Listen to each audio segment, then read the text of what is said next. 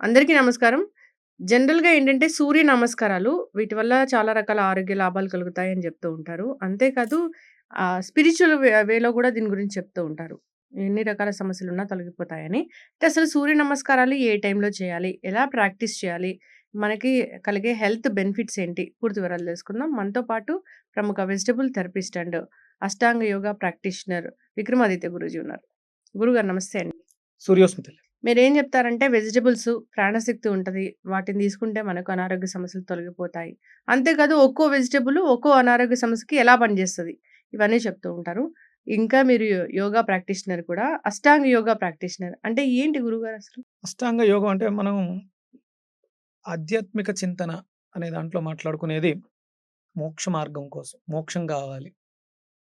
దానికోసం ఎక్కువ సాధన చేస్తూ ఉంటారు. దాంట్లో మోక్షం అనగానే ముక్కు మూసుకొని తపస్సు చేయటం, భగవత్ సాక్షాత్కారంతో ఏదో అద్భుతాలు సాధించేయడం అని అనుకుంటారు.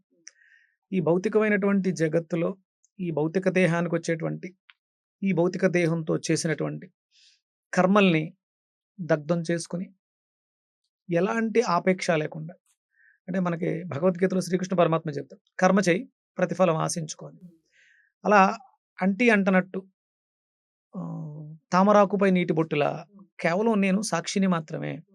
చేసేది, చేయించేది భగవంతుడే. అంటే ఇక్కడ చేసేది, చేయించేది అంటే చెడ్డ పనులన్నీ చేస్తూ ఇది భగవంతుడు చేయిస్తున్నాడు అది కాదు. ఈ భౌతిక దేహంతో చేసేటువంటి కర్మ నన్ను నేను పోషించుకోవటానికి, నేను జ్ఞానాన్ని ఆర్జించుకోవటానికి చేసే పని భగవంతుడి ద్వారా జరగబడుతుంది. దీనికి సంబంధించి. ఈ జ్ఞానం రావాలంటే మనం అంటే చాలామంది పూజలు అవి ఇవి చేసేస్తూ ఉంటారు. దానివల్ల మోక్షం రాదు. అష్టాంగ యోగ సాధన ఒక్కటే నిన్ను మోక్షానికి అర్హుని చేస్తుంది. అందులో ప్రధానమైనటువంటి సూత్రాలు మనకి పతంజలి మహర్షి రచించినటువంటి అష్టాంగ యోగ సాధన. యమ, నియమ, ప్రాణాయామ, ప్రత్యాహార, ధ్యాన, ధారణ, సమాధి ఇది స్థితి. ఈ 5 అంగాలని మనం ప్రతిరోజు సాధనలో భాగంగా పెట్టుకోవాలి. కేవలం సూర్య నమస్కారాలు ఒక్కటే రోగరహితమైనటువంటి స్థితిని తీసుకొస్తాయి అనుకోవడం భ్రమ. అయితే గురూజీ జనరల్‌గా గూడా అంత బాగా డీప్‌గా వెళ్లి తెలుసుకోలేకపోయినా, మీలాంటి గురువులు చెప్పిన దాన్ని బట్టి సూర్య నమస్కారాలు ప్రాక్టీస్ చేయడము, దానివల్ల హెల్త్ బెనిఫిట్స్ కలిగాయనడం అవన్నీ మనం వింటూ ఉంటాము. సూర్య నమస్కారాలు చేసుకునే టైం ఏంటి? అసలు ఎన్ని నమస్కారాస్ ఉంటాయి? మా తెలియని విషయాలేంటి వాటి గురించి? తను మనకి అద్భుతమైనటువంటి వరాలిచ్చేటువంటి భగవంతుడిగా, ప్రత్యక్ష భగవంతుడిగా సూర్యుడిని ఆరాధిస్తాం. అంటే దేవత అనేయడం పక్కన పెట్టేస్తే ఇప్పుడున్నటువంటి జగత్తులో ఆయన మనకి కాంతి, వెలుతురునిస్తాడు. ఆయన రాకతో మనలో చైతన్యాన్నిస్తాడు. చైతన్యకారకుడు సూర్యుడు. దేవుడా, హిందూ ధర్మమా, ఇది క్రైస్తవం, ముస్లిం అని పక్కన పెట్టేస్తే అది ఒక కాంతి గోళం. అది మనలో జ్ఞానాన్ని ప్రజ్వలింపజేస్తుంది. ఇది సూర్యుడు దానికి సంబంధించినటువంటి అంటే 12 నెలల్ని ఆయన తన ఆధీనంలో ఉంచుకుంటాడు. అలాగే 12 గంటలు మనకు రోజుకి 24 గంటలు. అందులో 12 గంటలకు ఒకసారి ఆయన నడక మారుతూ ఉంటుంది. అంటే ఆయన అలాగే ఉంటాడు గానీ, భూమి భ్రమణంలో మనం ఒక 12 గంటలు ఆయన్ని చూస్తాం. 12 గంటలు ఆయన లేకుండా గడిపేస్తూ ఉంటాం. ఈ 12 సంఖ్యకి ఆధారంగా ఉన్నాడు కాబట్టి, మన శరీరంలో 12 కేంద్రాలున్నాయి. ఆ కేంద్రాలకి అనుగుణంగా సూర్యుడికి నమస్కారాలు 12 అని పెట్టడం జరిగింది. అందులో మొట్టమొదటిది మిత్రాయ నమః. అంటే మనలో ఆ మిత్రత్వం ఇప్పుడు నాకు అందరూ ఫ్రెండ్స్ కావాలన్నప్పుడు ముందు లా ఆఫ్ అట్రాక్షన్ నాలో ఏదైతే ఉందో అది అవతల వ్యక్తిలో నేను చూడగలుగుతాను. మిత్రాయ నమః అనేటువంటి మంత్రంతో ఒక నమస్కారం మిత్ర. రెండోదొచ్చి రవి. ఇలా మనం చేతుల్ని వెనక్కి పెట్టి అర్ధచంద్రాకారంలో వంగుతాం. రవి. మిత్ర, రవి. సూర్య అని ఫ్రంట్‌కి బెండ్ అయ్యి పాదహస్తాసనంలోకి వెళ్తాం. ఇలా ఉండేటువంటి భంగిమలు అంటే మన శరీరంలో మనల్ని ఉన్నతంగా తయారు చేసేటువంటి భంగిమలకు పెట్టిన పేరు సూర్య నమస్కారాలు. దానికి పాదహస్తాసనం అని ఉంది. అంటే పాదాలు పక్కన చేతుల్ని ఉంచడం. బాగా బెండ్ అయ్యి మన పాదాలు ఎక్కడైతే ఉన్నాయో అక్కడే అరిచేతులు ఆంచటం అనే ఒక స్థితి మీ శరీరంలో అది మీకు 90 డిగ్రీస్ 180 డిగ్రీస్ బెండింగ్ 90 డిగ్రీస్‌కి తీసుకొచ్చేస్తుంది. అంటే మన శరీరంలో ఉన్నటువంటి వ్యర్థాలన్నీ కూడా విసర్జించేయటానికి. ఇది సూర్యోదయ సమయంలో చేయడం వల్ల సూర్యుడి నుంచి ఇప్పుడు ఏదైతే మిత్ర, రవి, సూర్య, భాను, ఖగ, పూష్ణ, హిరణ్యగర్భ, మరీచి, ఆదిత్య, సవిత్ర, అర్క, భాస్కర అనేటువంటి నామాలతో కూడుకున్నటువంటి భంగిమలు మనలో అంటే సూర్యుడి నుంచి వెలువడుతున్నటువంటి సహస్ర కిరణాలు. ఒక 1000 కిరణాలు మాత్రమే భూమిని చేరతాయి. అంటే ఆయన సహస్ర కిరణాలు ఇంకా ఎన్నున్నాయో అనంతమైనటువంటి కిరణాలు చాలా ఉన్నాయి. అందులో ఒక 1000 మాత్రం భూమిని చేరతాయి. భూమిని చేరినటువంటి ఈ 1000 కూడా మనకేవి ఉపయోగపడవు. అందులో ప్రధానంగా ఉపయోగపడేవి ఈ 12. ఇక్కడ పూష్ణ అనే ఒక కిరణం. అది మన జీవితంలో మనం కింద నుంచి పైకి ఒక సర్పాకృతిలో పూష్ణాయ నమః అని లెగుస్తాం. భుజంగాసనంలో పైకి ఇలా లెగుస్తాం. అది చేయడం వల్ల సూర్యుడి నుంచి వస్తున్నటువంటి శక్తిలో ఆ పోషణ అనే ఒక పదానికి పూషన్ అంటే పోషించువాడు సూర్యుడు. నీలో ఆ పోషణని కలిగించేటువంటి శక్తి జాగృతమవుతుంది. ఒకవేళ నీ కింద ఒక 10 మంది బతుకుతున్నప్పుడు వాళ్ళందరి పోషణకి నువ్వు కారకుడవుతావు. నీలో ఈ పోషణ శక్తి లేకపోతే నీకు ఇన్‌కమ్ సోర్స్ తగ్గిపోతుంది. నీ మీద ఆధారపడి బతుకుతున్న వాళ్ళకి నువ్వేం పెట్టలేవు. అందుకని అది ఆయన దగ్గర నుంచి తీసుకోవడం కోసం ఈ సూర్య నమస్కారాలు చేయటం అనేది ఉంటుంది.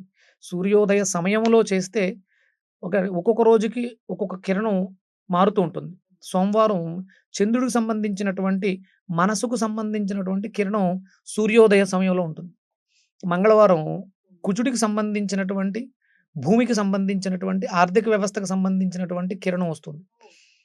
6-7. బుధవారం బుధుడు జ్ఞానానికి, విద్యకి సంబంధించినటువంటి కిరణం వెలువడుతుంది. గురువారం బృహస్పతి గురుడికి సంబంధించినటువంటి కిరణం మన జీవితాల్లో ఆరోగ్యాల్ని మెరుగుపరచుకోవడానికి. అంటే ఇప్పుడు డయాబెటిక్ వ్యాధితో బాధపడుతున్నారు. గురుడు యొక్క కిరణం లోపించింది కాబట్టి వాళ్ళకి డయాబెటీస్ వచ్చింది. ఇప్పుడు ఆ గురువారం బృహస్పతి సమయం హోరలో, గురుహోర ఉదయం 6-7లో మనం రెగ్యులర్‌గా అంటే ప్రతిరోజు ఏదో ఒక గురువారం చేసేసి షుగర్ తగ్గిపోద్ది అంటే కాదు. మీరు రెగ్యులర్‌గా సూర్య నమస్కారాలు ప్రాక్టీస్ చేస్తే 100% 48 రోజుల తర్వాత మీ జీవితాల్లో అద్భుతమైనటువంటి మార్పులు చూస్తారు. ఇది ప్రతిరోజు చేయాల్సినటువంటి. సూర్యుడు ప్రతిరోజు ఉదయిస్తాడు. ప్రతిరోజు మనం తింటున్నాం. సరైన సమయం ఏది? సూర్యోదయ సమయం. సూర్యోదయ సమయంలో చేస్తే ఆ ప్రత్యేకమైనటువంటి కిరణాలు సోమవారం సోము కిరణాలు, మంగళవారం కుజ కిరణాలు, బుధవారం బుధ కిరణాలు మన శరీరం రిసీవ్ చేసుకుంటూ ఉంటుంది. దానికోసం ప్రత్యేకంగా చేయాలి. సూర్య నమస్కారాలు చేయడం వల్ల మానసిక ప్రశాంతత అండ్ ఫిజికల్‌గా కూడా మనం చాలా యాక్టివ్‌గా ఉంటాం. ఫిజికల్‌గా యాక్టివ్‌గా ఉంటేనే మానసికంగా నువ్వు ఉన్నతమైన స్థితిలో ఉండగలవు. భౌతిక దేహం అనారోగ్యంతో బాధపడుతూ ఉంటుంది. చెయ్య నొప్పో, కాలు నొప్పులో వస్తుంటే సూర్య నమస్కారాలు ఎలా చేయగలవు? అందుకని ఏంటంటే ఫిజికల్ ఇన్‌స్ట్రుమెంట్ ఇది నేను అనుకున్నది సాధించడానికి తెచ్చుకున్నటువంటి ఒక ఉపకరణం, ఒక ఇన్‌స్ట్రుమెంట్. ఇది బావుండాలి. ఇది బావున్నప్పుడే నా ఆత్మ ఆనందాన్ని పొందగలుగుతది. లేపోతే నాకు ఎంత డబ్బున్నా ఈ ఫిజికల్ బాడీ బాలేదు. షుగర్‌తోటి, బీపీ‌లతోటి రోగాలతో బాధపడుతూ టాబ్లెట్లు మింగుతూ బాధతో ఉంటది తప్ప ఆత్మ క్షోభిస్తూ ఉంటుంది. ఈ ఆత్మకి ఒక అద్భుతమైనటువంటి ఆభరణం ఈ శరీరం. ఈ శరీరం అద్భుతమైనటువంటి యోగా అంటే సూర్య నమస్కారాల ఇంకోటి పక్కన పెడితే యోగా ఆసనాలు వేయడం ద్వారానే దీన్ని మనం కరెక్ట్‌గా మెయింటైన్ చేయగలుగుతాం. ఓకే. యెస్. చక్కగా చెప్పారు గురూజీ.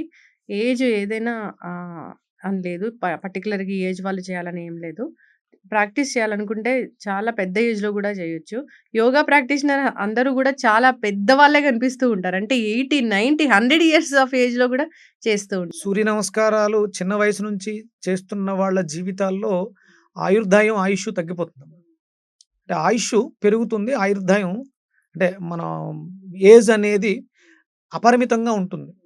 ఆయుష్ పెరుగుతుంది. అవును గురూజీ. యోగా చేసే వాళ్ళని మనం రోజు యోగా ప్రాక్టీస్ చేసే వాళ్ళని చూస్తే వాళ్ళ ఏజ్ అవ్వదు. ఎందుకంటే అక్కడ యోగా అనగానే ఆ భంగిమలకి ప్రాణాయామంతో అనుసంధానం ఉంటుంది. ఉచ్ఛ్వాస నిశ్వాసాలు ఒక లిమిటేషన్‌లో ఉంటాయి. ఆ పద్ధతిగా మనం అవి చేయడం ద్వారా ఆయుష్ పెరుగుతుంది. ఆయుర్దాయం పెరుగుతుంది. సూర్యోదయ సమయంలో ఈ సూర్య నమస్కారాలు ప్రాక్టీస్ చేయాలి. దానికి సెపరేట్‌గా మంత్రాలనేవి ఉంటాయి. దాన్ని బట్టి ఇంకా మీరు చెప్తారు ఆసనాస్ ఎలా ఉంటాయి, ఏంటి అని చాలా సార్లు కూడా వివరించారు. అవును. మనం కూడా దీంట్లో ఇప్పుడు నెట్‌లో కొడితే ఆ! సూర్య నమస్కార భంగిమలన్నీ వచ్చేస్తాయి. ఇంకా అవును. చాలా నమస్కారాలు సూర్య నమస్కారాలున్నాయి, చంద్ర నమస్కారాలున్నాయి. హ్మ్. యోగాలో చాలా ఉన్నాయి. బట్ ఆ టైంలో కూడా సన్ రేస్ నుంచి వచ్చే వాటి వల్ల అంటే డి విటమిన్ డెఫిషియన్సీ కూడా తగ్గిపోతుందని 4 గోడల మధ్య ఏసీ రూమ్స్‌లో చేసేటువంటి సాధనకి పెద్దగా ఫలితాలుండవు. హ్మ్. సూర్యోదయ సమయంలో సూర్య కిరణాలతో అనుసంధానం అయితే చేస్తే ఫలితాలు అధికంగా ఉంటాయి. అవును. విటమిన్ డి డెఫిషియన్సీ మనం అందరిలో చూస్తున్నాము. దానివల్ల ఎన్నో రకాల అనారోగ్య సమస్యలు. అవును. అంటే సఫిషియెంట్‌గా రావాలంటే ఇది ప్రతిరోజు మనం ప్రాక్టీస్ చేయాల్సిందే. ఏ 100%. రోజుకి ఆ రోజు డి విటమిన్ తెచ్చుకోవాల్సిందే. ఇప్పుడు మనం ప్రతిరోజు టిఫిన్ చేస్తున్నాం, ప్రతిరోజు భోజనం చేస్తున్నాం, ప్రతిరోజు స్నానం చేస్తున్నాం. ఇవన్నీ అవసరాలు. అలాగే ఈ అన్ని అవసరాలు పర్ఫెక్ట్‌గా జరగాలి అంటే సూర్య నమస్కారాలు లేకపోతే యోగా, లేకపోతే సాధన అనేది అష్టాంగ యోగ సాధన అనేది కంపల్సరీ మస్ట్ అండ్ షుడ్. నీ జీవితం సుఖమయం కావాలి. నీ డే గుడ్ డేగా ఉండాలి. గుడ్ మార్నింగ్‌గా ఉండాలి అంటే నువ్వు కంపల్సరీ సూర్యోదయ సమయంలో, ఉదయ సమయంలో ఇవి చేస్తే చాలా ఆ డే అంతా కూడా చాలా ఆరోగ్యభరితంగా ఉంటుంది. ఆనందంగా. యెస్. అంతేకాదు గురూజీ మీరు డయాబెటిస్ గురించి కూడా చాలా చక్కగా చెప్పారు. సో, డయాబెటిస్ ఉన్నవాళ్ళు ప్రత్యేకంగా ఆ రోజుల్లో ఆ టైంలో చేస్తే కనుక గురువారం. యెస్. అక్కడి నుంచి వచ్చే రేస్‌లో డిఫరెంట్ రేస్ ఉంటాయి. అవి మనకు చాలా హెల్ప్ చేస్తాయి ఈ డయాబెటిస్‌ని తగ్గించడంలోని. అందరూ ప్రాక్టీస్ చేయాలని కోరుకుందాం. మెటబాలిజం సరిగ్గా ఉంటే గనక అనారోగ్య సమస్యలు రావు. రావు. ఇవి సరిగ్గా ఉండాలంటే డి విటమిన్ ఉండాలి. డి విటమిన్ కోసం ఏం చేయాలంటే సూర్య నమస్కారాలు చేయాల్సిందే. ఎండకి ఎక్స్‌పోజ్ అవ్వాల్సిందే. 100% సూర్యోదయ సమయంలో పెద్దవాళ్ళు హ్మ్. అంటే నమస్కారాలు చేయలేని వాళ్ళు చాలా మంది ఉంటారు. హ్మ్. ఇలా కేవలం కుర్చీలో కూర్చొని హ్మ్. Front bending and back stretching కుర్చీలో కూర్చునే హ్మ్. సూర్యుడికి ఎదురుగుండా 6-7 మధ్యలో హ్మ్. ఒక కనీసం ఒక 10-15 నిమిషాల పాటు ఎండలో కూర్చొని గురువారాలు చేసి చూడండి. హ్మ్. టెస్ట్ చేయించుకోండి మీకు ఆ తేడా తెలుస్తుంది. యెస్. చాలా చక్కటి ఇన్ఫర్మేషన్ గురూజీ. చక్కగా చెప్పారు. అందరూ ఫాలో అవ్వాలని కోరుకుందాం. ధన్యవాదాలు. సూర్యోస్మిత.